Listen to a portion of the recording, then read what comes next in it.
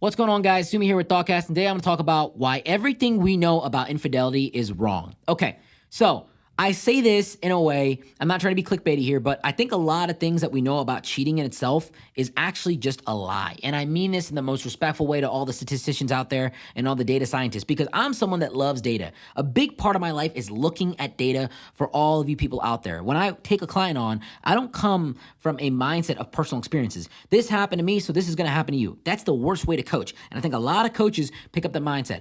I read a lot of books. I digest a lot of information, I look at data sets and science in itself, and then I apply what I've learned in a large scale to a hyper-focused situation instead of taking a small scale scenario of just my experience into a large dynamic application to the world. That's what a lot of coaches do. But the big thing I'm gonna tell you about infidelity in itself is that the data is all wrong. And I'm saying this because most of the data that we have on infidelity in itself is volunteer data. People lie about things, and people are gonna especially lie about people they're not supposed to be sleeping with, especially if they got away. Cheaters don't turn around and say, hey, I got away with this cheating when I was 16 years old. Let me go report it to a data scientist or some case study. It doesn't work like that. So most of the data that we have on cheating is very limited. It's volunteer data. And this is the thing I want you to understand. When you look at these numbers of who cheats more or who cheats less, it's a good representation of people that are willing to volunteer, and you can maybe extrapolate that to some degree onto the population, but the real metrics of what's going on in relationships and infidelity are really behind the closed doors of counselors and coaches. And this is why I really focus on coaching and infidelity and breakups and that whole area in itself, because there's not enough help in this area. With social media and everything that we have, nobody really knows how to handle the increasing rate of infidelity. First and foremost, let me say this, not all cheating is the same.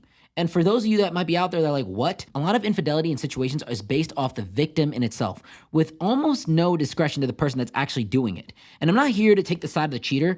I'm here to say, what is cheating? Like, what do you actually think cheating is? Is it liking a photo? Is it having a dating app on your phone? Is it following someone? Is it being part of a Reddit group with a fetish? Is it keeping in touch with your ex? Is it maybe looking at a girl too long? What is cheating? Especially with the digital age, what is cheating?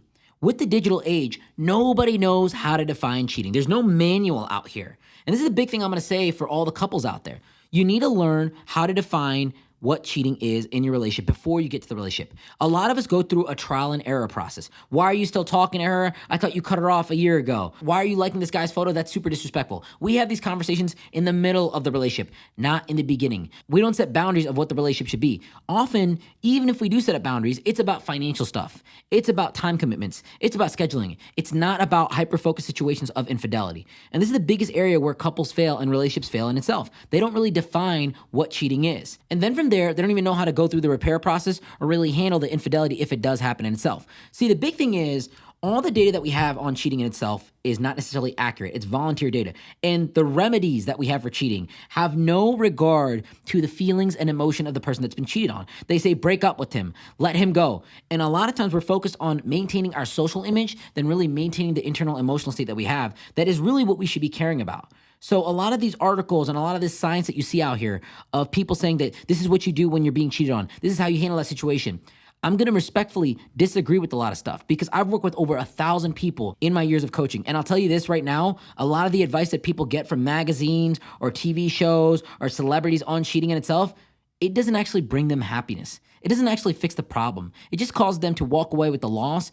And if both people are willing to go back to the relationship and try to make it better, I would say that with the help of a coach or some structured guidance, you can really make a situation better. A lot of times when I deal with people that have cheated, their relationships improve if they're able to implement the right steps from the coaching in itself. They say, why did it take infidelity for us to get better? I'm not here encouraging you to go cheat on your partner and then make an intense connection. I'm here to let you know that a lot of these situations, even though they're so negative, can have growth from them. Cheating is a very misunderstood area. Infidelity in itself is treated with such a binary mindset, with complete respect to the victim in itself and absolutely none to the cheater. People will say, oh, he cheated, he's dead. It doesn't matter. Let him go. Once they cheat, they'll cheat again. That's not true. It's so wrong.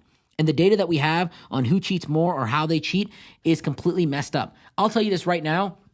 If you look at the data sets with college students, women cheat a lot more than men. This is off reported data. And women have increased their levels of infidelity up by 40% since 1990. And, men have really stayed consistent with this because traditionally, socioeconomically, in the gender roles that we have, men have always been able to have more leverage and more power, and they've been able to cheat more. Now there's almost a rebellion, especially in certain cultures. Like in Mexican culture, men have always, cheated. A lot of people know this. If you're really Mexican, there's a house for the family and there's a house for the mistress.